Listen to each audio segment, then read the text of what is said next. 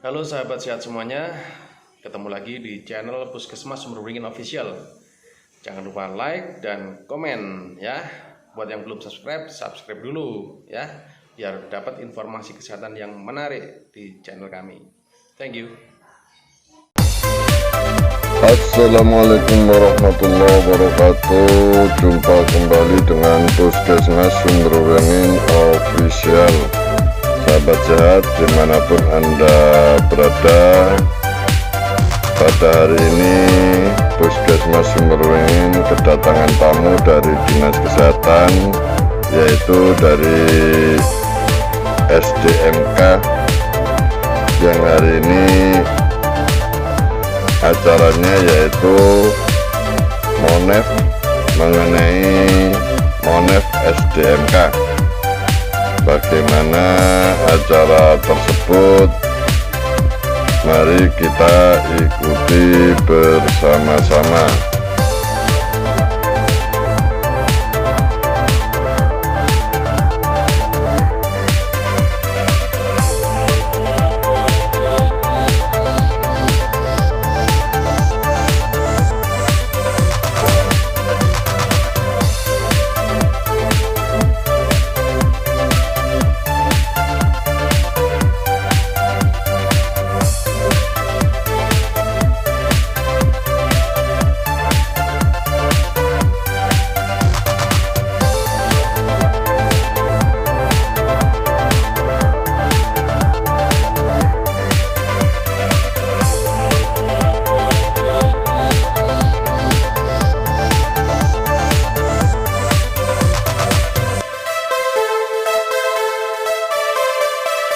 Baiklah, kita mulai saja ya.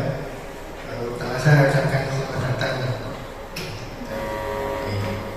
dengan SDMK ya, di Komandani Bahadur. Nanti mungkin ada sosialisasi ya. Pertama ya, karena kayaknya nggak ada dampak ya untuk kenaikan pangkatnya. Nanti mohon untuk didengarkan ya, kalau nggak tahu ya ditanyakan ya, karena ya banyak aturan yang berubah. Saya dulu sempat dengar berita akan pensiun berarti ada orang tahu, ternyata sih dia cek 60 jadi kurang ya. Mungkin ini aja yang ingin saya sampaikan, yang kurang saya mohon maaf. Assalamualaikum warahmatullahi wabarakatuh.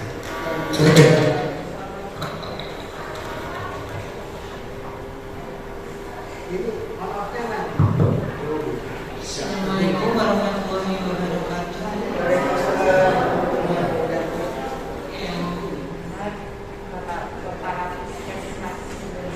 Dokter Sutanto, yang kami hormati Ibu Kepala Tata Usaha Puskesmas Sumberberingin dan adik-adik staf SDMK. Bapak Ibu, terima kasih atas kesediaannya untuk mewakili kami melakukan program SDMK. Jadi pada hari ini kita santai aja diskusi dan tanya jawab seputar program SDMK. Bapak Ibu, ada beberapa hal yang kami lakukan evaluasi. Yang pertama terkait dengan perencanaan kebutuhan SDM melalui aplikasi Rembut yang akan dilihat nanti oleh Pak Hasan Aziza. Kemudian ada SDMK juga, apakah sudah update atau belum datanya gugus ya. Oke.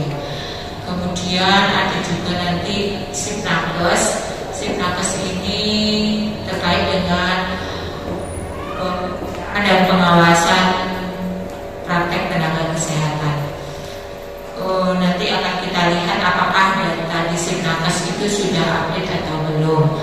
Bapak Ibu, untuk pengajuan SIP ini memang wajib diupload di Sipnakes karena Dinas Penanaman Modal Perizinan Terpadu ini mewajibkan rekomendasi yang ada barcode-nya. Kalau tidak melalui Sipnakes maka tidak akan keluar barcode. Jadi ini wajib. Gitu. Selama ini kalau dokter diwadahi oleh IDI, oleh Mas Imron, kemudian bidan juga oleh IDI. Lalu untuk profesi yang lainnya, yang perawat ini kayaknya belum. Apakah sudah melalui DPC atau kurang? Tidak, saya kurang paham. Kalau Raffi sudah oleh organisasi profesi juga, kemudian apoteker juga organisasi profesi. PTGI belum ya Mas? PTGI masih sendiri-sendiri. Kemudian Bapak Ibu bahwa PTSP juga mewajibkan kita ini upload melalui aplikasi Siapo. Jadi kalau yang diupload oleh petugas PTSP biasanya agak lama, yaitu 10 harian. Tapi kalau ada admin dari misalnya profesi itu mengupload sendiri ke Siapo itu akan lebih cepat gitu. Jadi keterlambatan itu karena yang di PTSP itu banyak yang diupload sehingga agak lama untuk terbitnya SIP. Baiklah Bapak Ibu, saya akan memberikan bahasa bisa berproses dulu atau gimana? Sama Mas Adi juga. Ya, ada laptop lainnya Pak.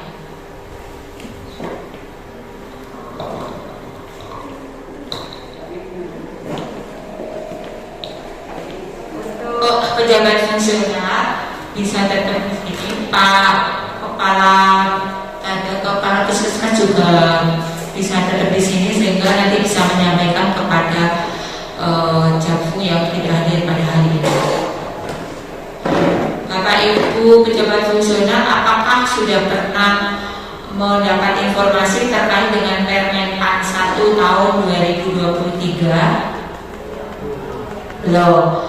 Baiklah, di sini akan kami sampaikan beberapa hal atau rangkumannya terkait dengan Permen-Pan tersebut yang mana cukup menggembirakan karena banyak kebijakan yang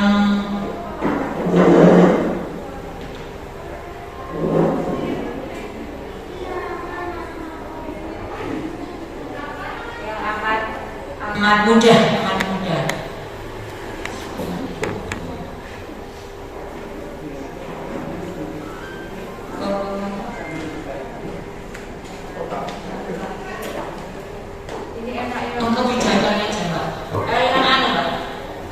Yang sinkronisasi Perban 1, Perban 11 dengan Permen-Pan RB yang satunya.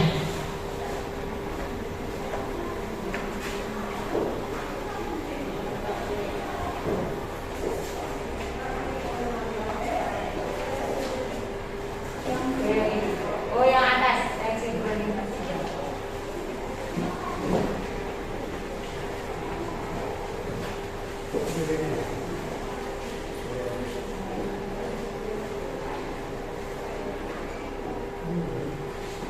Bapak Ibu, ada beberapa regulasi yang perlu Bapak Ibu ketahui. Langsung Mbak ke slide nomor 2, yang mana begitu cepat regulasi itu dimunculkan oleh Permen-Pan.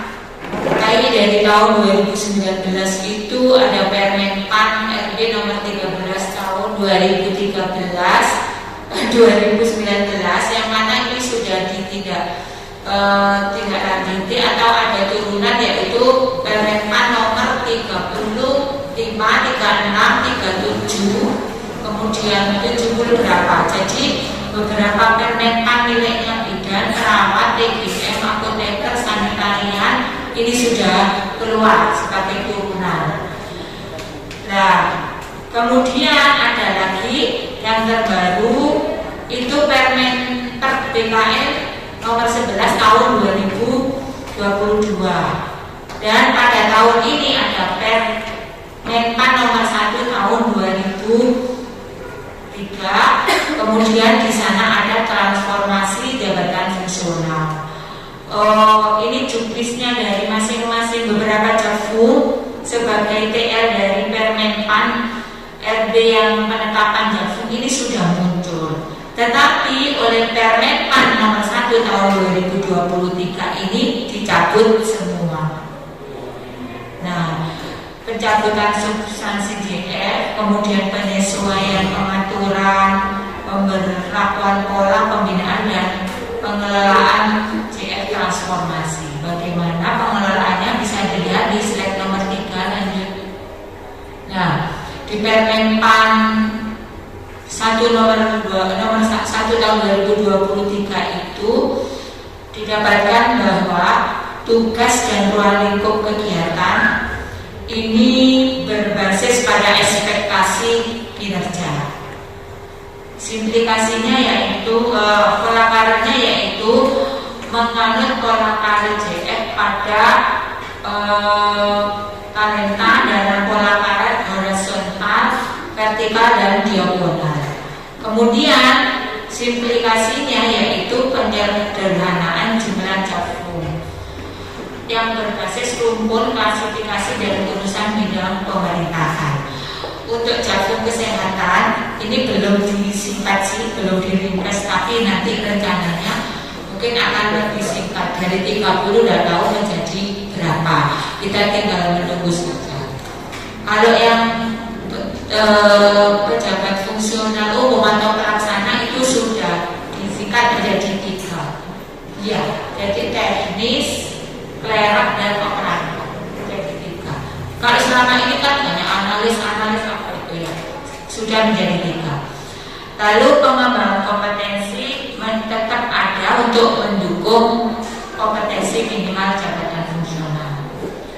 Yang kedua kita lihat, mungkin Bapak Ibu belum pernah membaca BKN nomor 11 tahun 2022 ya? Sudah pernah? Belum pernah. Namun sudah ada Permenpan barunya. Kita lihat apa sih perbedaannya. KBKN ini sudah kita terapkan di tahun 2022 akhir untuk kenaikan pangkat April 2023 dengan angka kredit integrasi. Apa sih perbedaannya?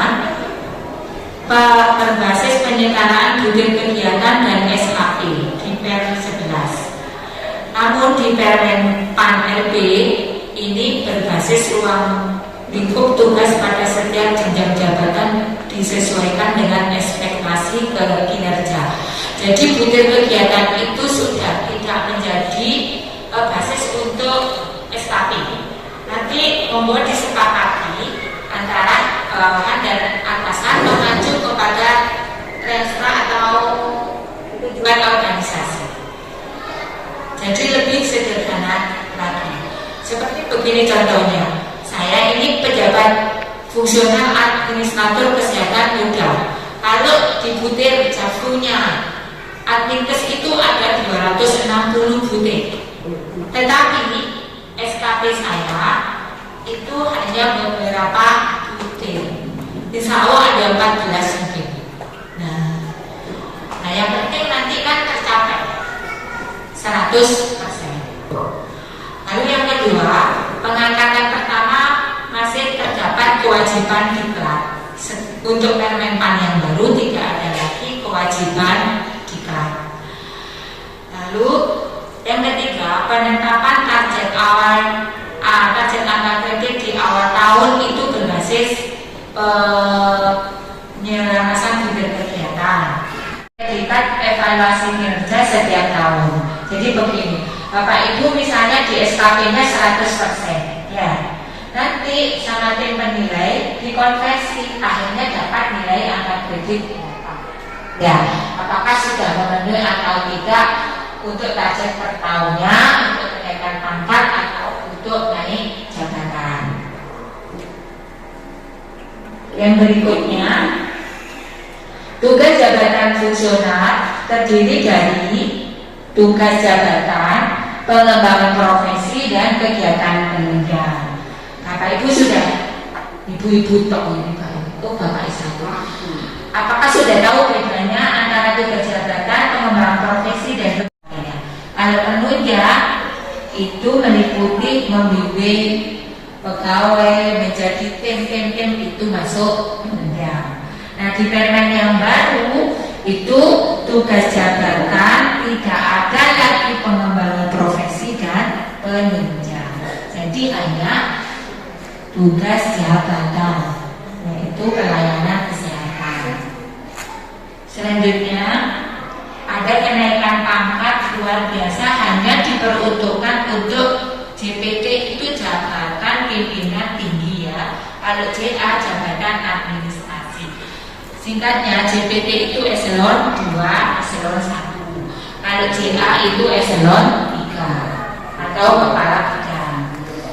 Nah, pada Permen yang baru ditambahkan bahwa kenaikan pangkat istimewa diberikan juga kepada pejabat fungsional yang memiliki penilaian kinerja dan keahlian yang luar biasa dalam menjalankan tugas jabatan.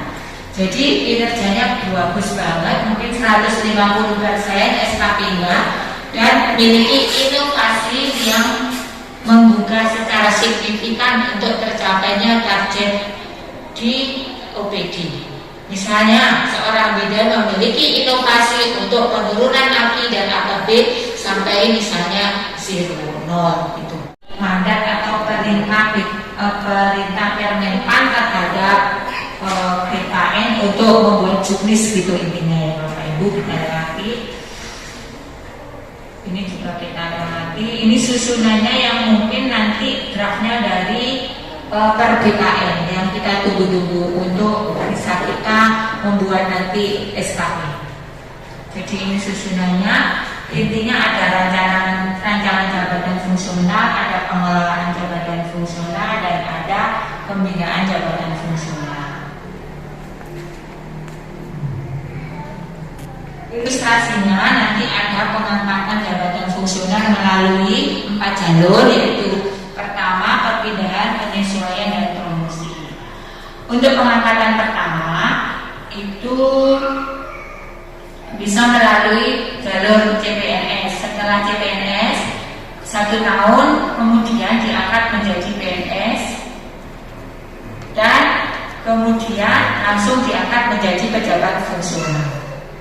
Tanpa lagi membuat jubah, seorang CPNS yang diangkat PNS, perbedaan dari jabatan lain ini ilustrasinya begini, bahwa perawat berbeda dengan perawat atau pejabat pelaksana, misalnya nutrisi yang dulu SPK kemudian ke SPRD, kemudian sudah sekolah di Liga yang belum diangkat, ini bisa diangkat ke fungsional nutrisionis. Itu namanya perpindahan jabatan.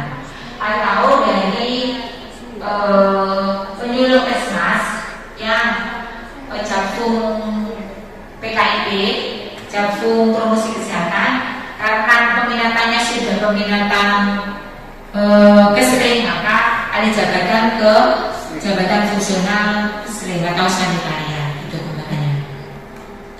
Pensiun sudah pegang SK, bukan mau pensiun 53 baru ikut atau baru diusulkan, bukan, tapi 16 sebelum pensiun. Bagaimana tentang perolehan ijazah Jafung kategori keterampilan ya.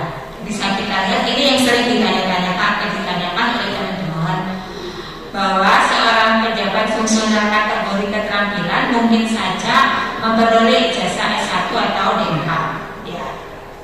Golongan ruang kurang dari 3A, golongan ruang kurang dari 3A.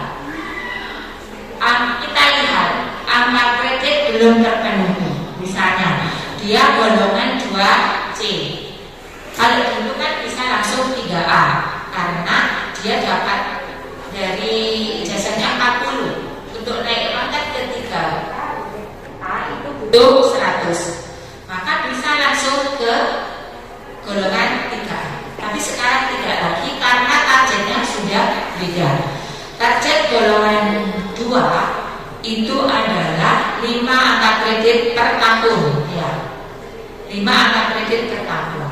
Untuk naik 2A ke naik 2C ke 2D itu butuh 20 angka kredit, ya.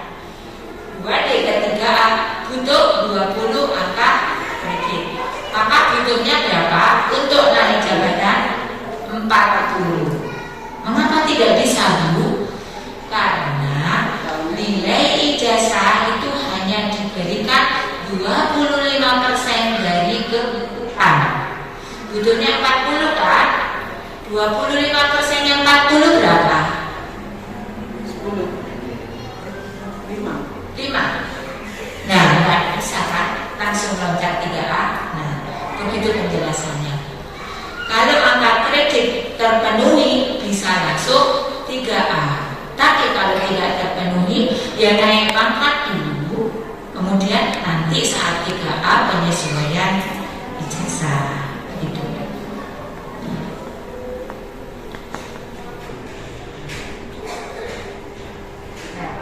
Apabila terdapat lowongan kebutuhan jenjang mahir atau ahli pertama yang bersangkutan dapat diangkat ke dalam jenjang jabatan mahir ahli pertama setelah mengikuti dan lulus uji kompetensi.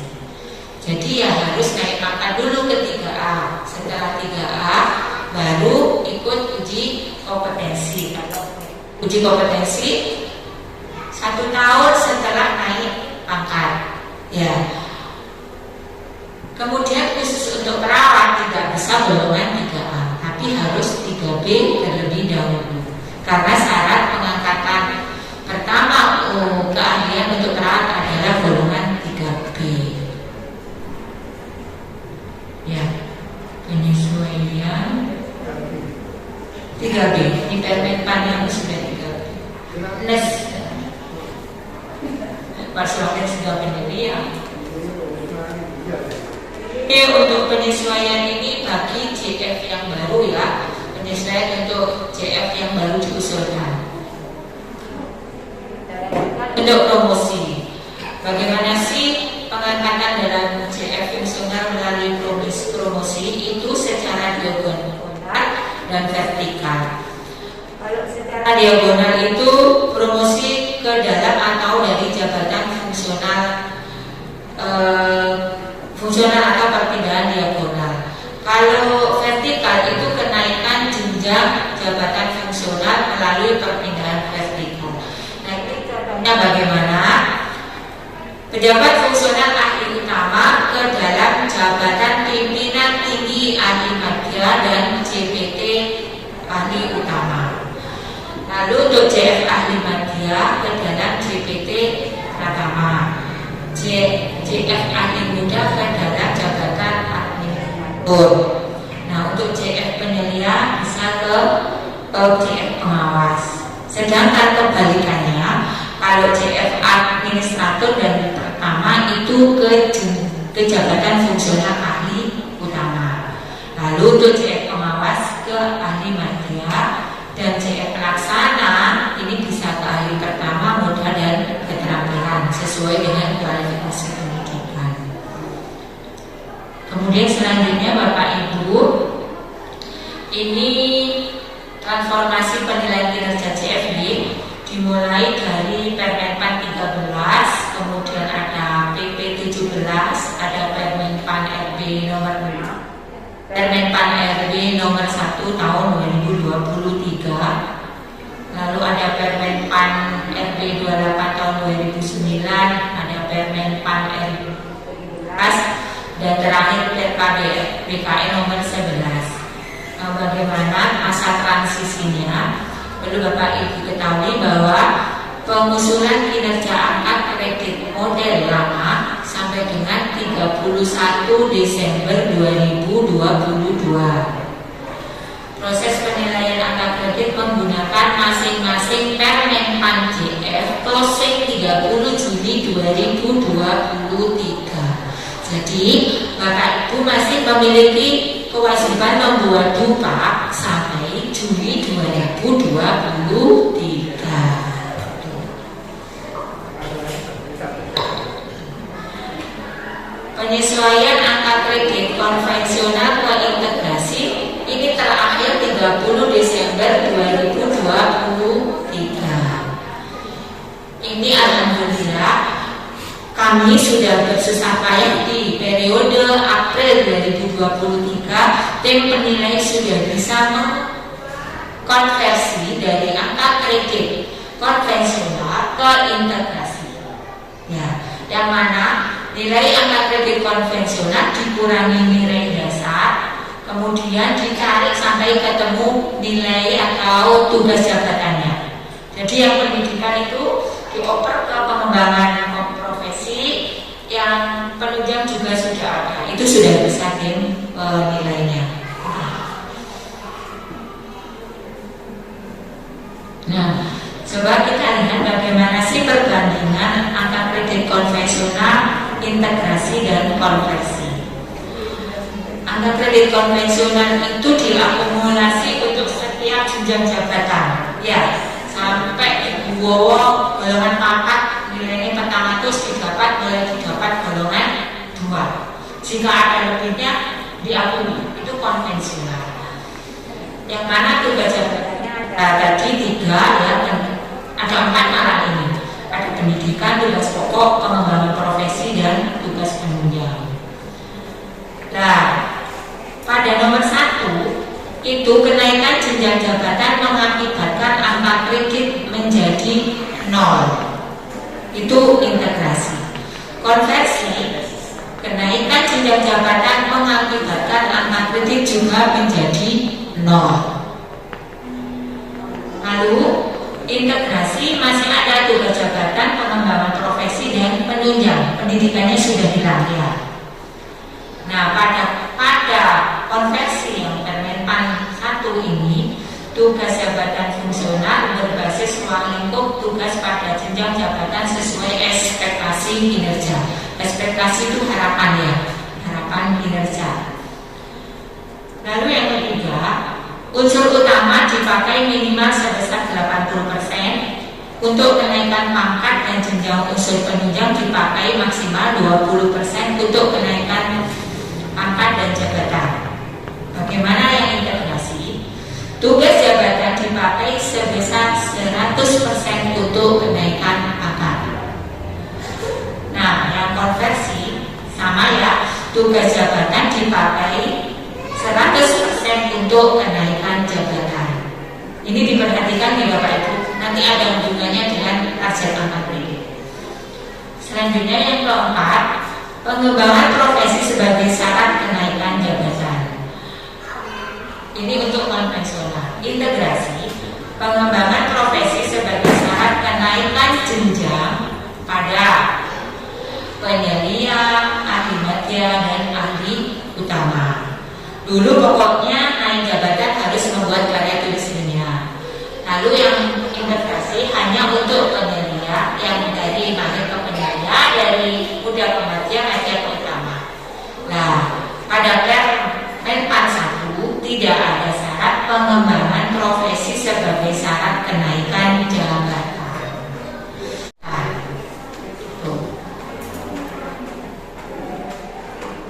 ini tata cara penyesuaian angka kredit, ya, dari konvensional, angka integrasi, dan konversi. Lalu kita bisa melihat lagi Bapak Ibu terkait dengan predikat penilaian kinerja. Ketika Bapak Ibu mendapat cukup, kurang, baik, atau sangat baik, itu artinya apa? Predikat kinerja dikonversikan ke dalam perolehan angka kredit tahunan dengan ketentuan, maaf ini kurang S. Ini dari Permenpannya, PPT dari Permenpan sudah kurang S, mungkin kehapus.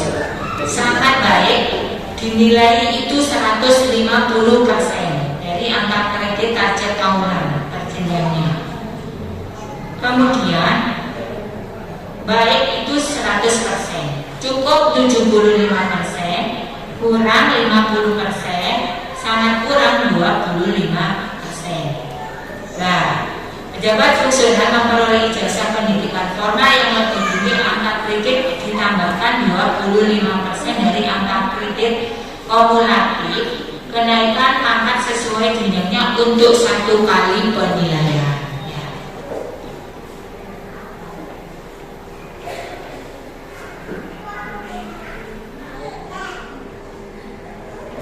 Kita lanjutkan pada target Bapak Ibu. Target ini sudah Ibu kenal, Bapak Ibu kenal mungkin ya, sudah hafal semuanya ya. Kalau golongan 2 itu 5 per tahun, golongan 3A 3B 7, 3A 3B itu ini Bu, ini yang ini aja ya, 12,5. Kemudian kalau penyelia sama dengan ahli muda itu 25, dan untuk ahli pertama 12,5 ya. Sama ahli pertama ini kan 3A 3B. Apa sih artinya Bapak Ibu? Perlu diketahui bahwa sangat baik itu 150%, baik 100 untuk perbaikan 75%, kurang 50%, sangat kurang 25%. Kalau Bapak Ibu dapat nilai baik 100%, maka angka kreditnya adalah di sini. Ya, kalau 150% angka kreditnya di sini. Ini tadi yang bisa naik pangkat luar biasa. Ya, ada inovasi tadi dengan bisa naik pangkat 3 atau 3,5 tahun. Lalu kalau untuk perbaikan ini angka kreditnya kurang ini ya dapat 100% dari tugas jabatan, tidak lagi dari pendidikan atau pengembangan profesi, tidak lagi dari ikut penunjang, jadi murni dari tugas jabatan. Mungkin nanti Bapak itu ketika dikonversi itu jadi rendah atau kurang, tapi bisa diatur itu nanti ya. Kalau sudah 4 tahun naik 4 tahun dan kinerjanya baik, tidak ada pengaduan dari kepala puskesmas, boleh naik pangkat 4 tahun. Itu 100%. Jabatan tugas jabatannya paling itu.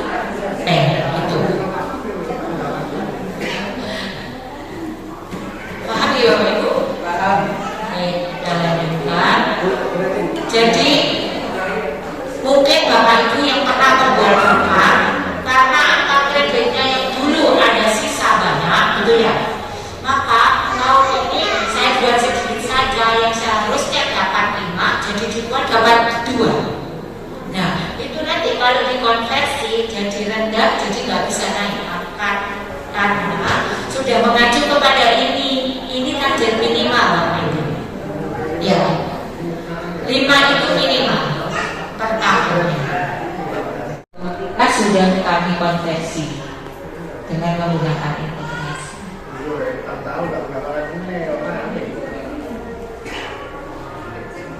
Ini yang disetarakan tidak kami bahas. Ini untuk kami yang eselon 4 disederhanakan birokrasinya sehingga menjadi pejabat fungsional semua kan kasih. Dan ini ada keistimewaan yang bisa naik pangkat Oktober ini untuk 4A begitu.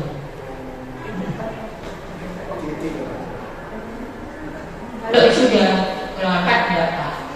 Yang golongan 3 kasih Bu Titi kan enggak, Bu Titi belum dengar, tapi belum penyederhanaan. Kasih sudah penyederhanaan. Untungnya ya para Bapak Ibu kasih yang sudah naik pangkat itu dulu kan nggak bisa naik pangkat belasan tahun, tetap di golongan 3D. Sekarang ini sudah bisa naik pangkat ke 4A. Nah itu untungnya jadi pejabat fungsional, tetapi belum naik ke media karena angka kreditnya belum memenuhi dan belum mengikuti uji kompetensi. Masih mencari penguji kompetensi di Jawa Timur, Dinkes belum ada, yang ada di Kementerian Kompetensi Jawa Tengah. Jadi sekilas begitu Bapak Ibu tentang pejabat fungsional, informasi yang terbaru yang dapat kami berikan. Silakan jika ada yang ingin ditanyakan.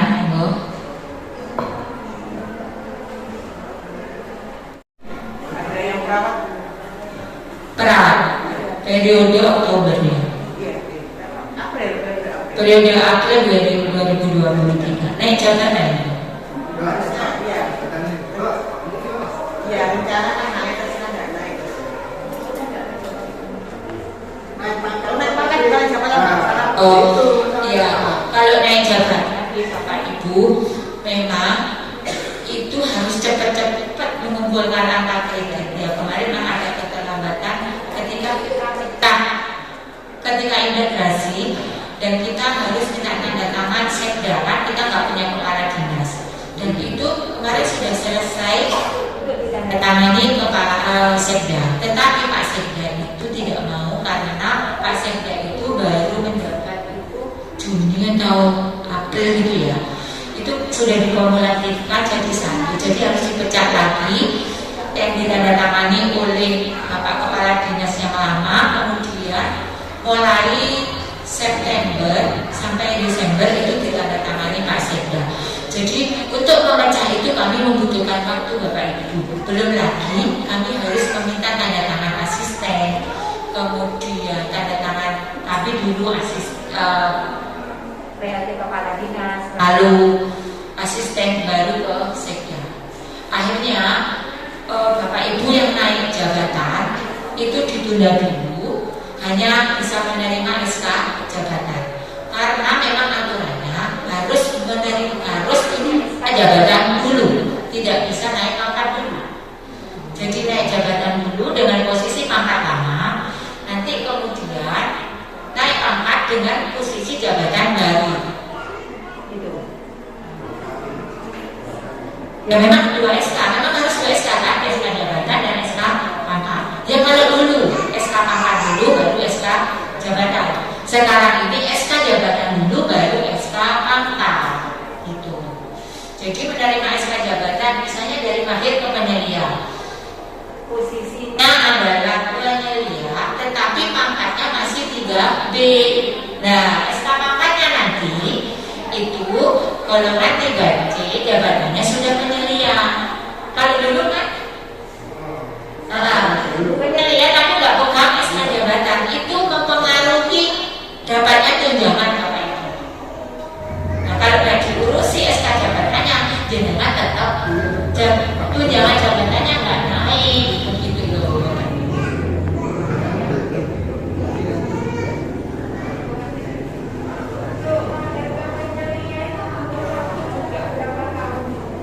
Ya, ini kita lihat. Aku nggak apa-apa ya. Itu gue.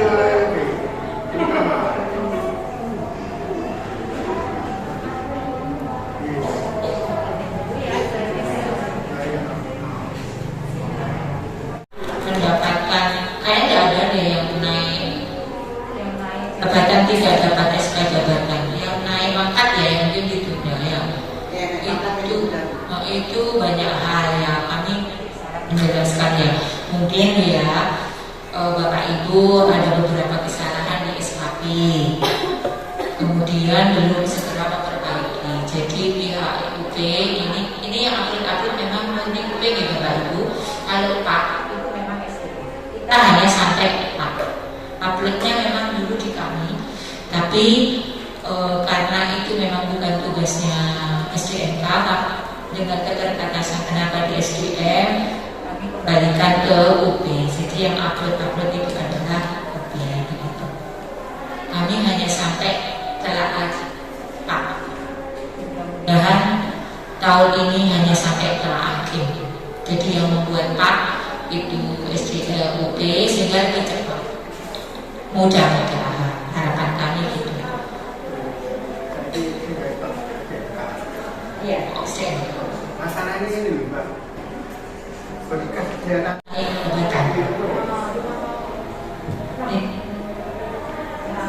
Nah, berapa tahun Bu?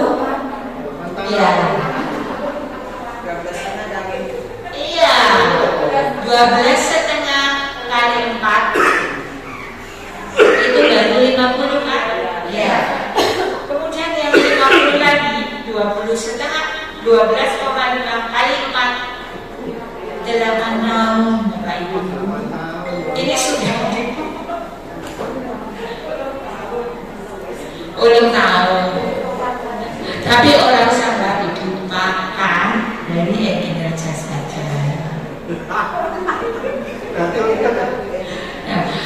Ini perlu kami sampaikan mengapa Bapak Ibu mengerti mengapa kami menyampaikan ada dasarnya, yaitu Permen 4 nomor 13 tahun 2019 RKBKN Permen 4 nomor 1 tahun 2023. Bukan berarti dipersulit sama SJMK, dipersulit sama tim penilai, itu sudah ada rambunya. Memang dibuat 4 tahun gitu. Ya, kecuali Bapak Kepala Puskesmas mau memberi SKP kepada yang bersangkutan sama baik gitu. Oh, begitu Bu Adi.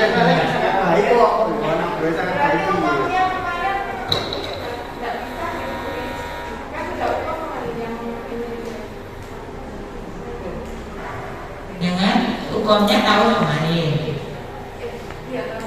Coba ya terus. SK jabatannya 3B, 3B per 20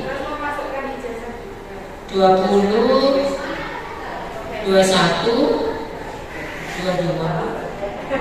23 24 jenengan hukum 22 kan berlakunya 2 tahun per apa? Pangkatnya per bulan apa? Oktober 2020 kemarin hukumnya bulan 22 Maret. Insya Allah bisa. Nanti kan untuk Oktober 2024 ya. Anggap saja masih berlaku. Itu. Ya. Hukum itu tapi kan dari angka kredit itu kita masih mengumpulkan ya dari 3B ke 3C masih itu 50 kali. 50 terus di total dari bayaran 3A ke 3B itu butuh 100, sudah dapat 100. Kalau belum dapat 100 tidak bisa.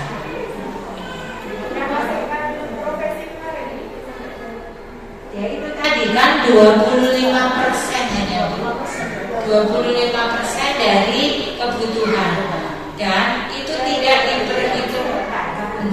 Itu tidak diperhitungkan karena 100% dari tugas jabatan.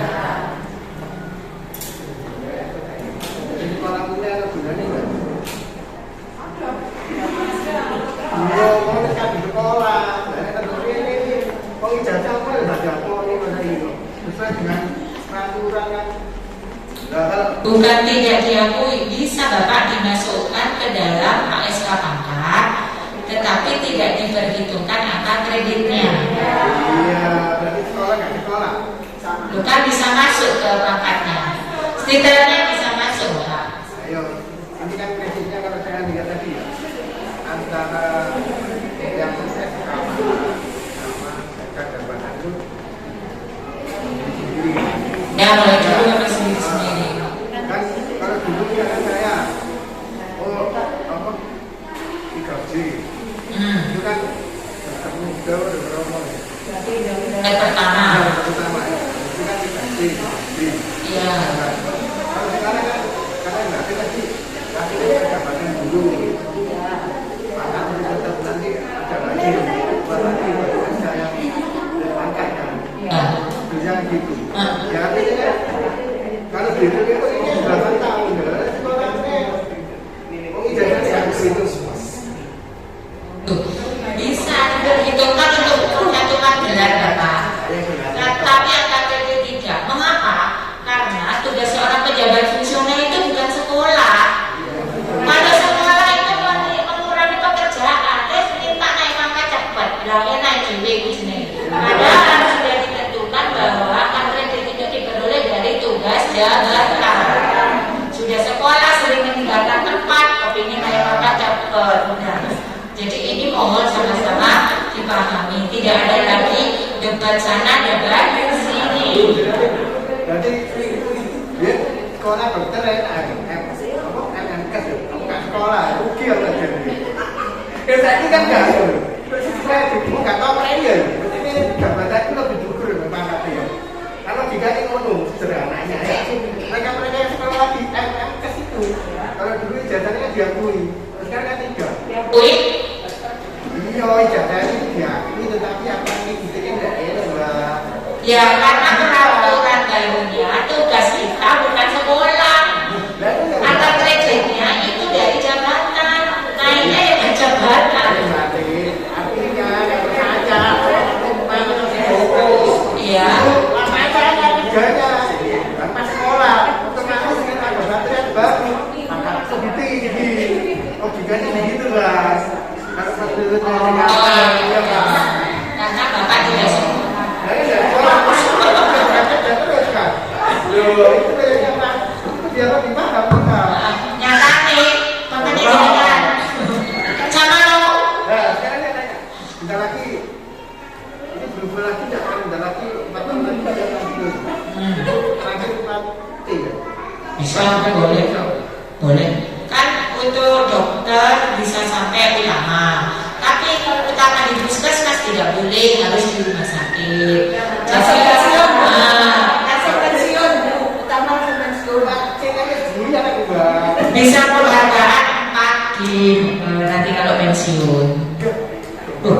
Mana penghargaan? Makan paripurna betul. Digunakan sebagai dasar. 1. Perekrutan P3K dan CPNS. Jangan diremehkan ya, rembut. Yang kedua, pengembangan jabatan fungsional. Dengan ada rumahnya itu tidak akan bisa naik jabatan. Yang ketiga, distribusi dan mutasi pegawai pemerataan. Jika lebih, di sini rembutnya butuhnya 10 misalnya, ono 15, sing 5 itu berbeda. Atau misalnya jenjang terampil, butuhnya yang 10, ono 20 lainnya. Apa pakai menes 10, ono 20, lah ambil-ambilan di sini. Seperti itu bayangannya, gambarannya. Nah, Bapak Ibu terkait dengan coba di sini kan sudah banyak yang D4, sudah banyak yang profesi. Apakah ada jagung ahli di sini? Perawat ada? Jagung ahli? Hah? Ada semua. Mengapa tidak ada? Mengapa tidak ada? Yang satunya itu harusnya sudah bisa, tapi pertama nggak diurus, kedua jelas boleh. Sudah jawab. Mengapa tidak ada? Tidak ada yang ingin ke ahli.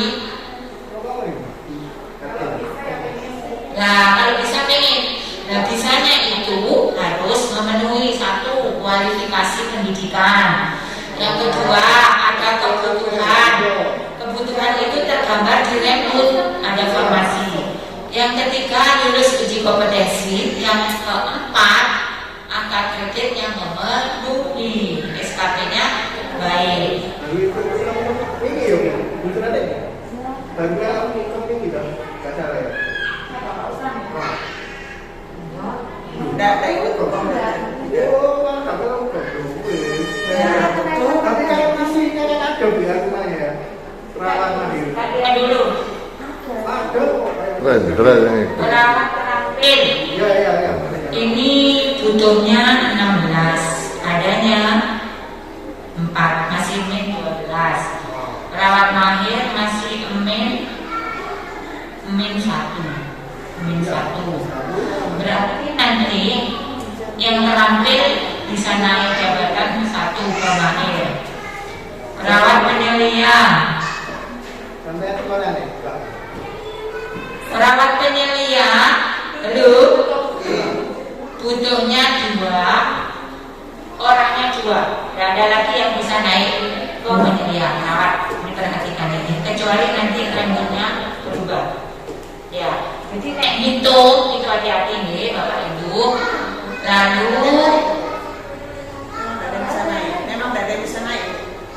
ya, Tahun ini memang tidak ada yang bisa naik ke penyelia untuk perawat. Karena semua terakhir itu terampil.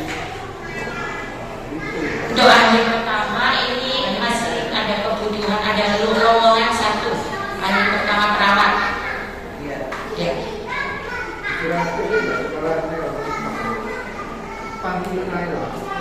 Kemudian untuk bidan terampil kebutuhannya masih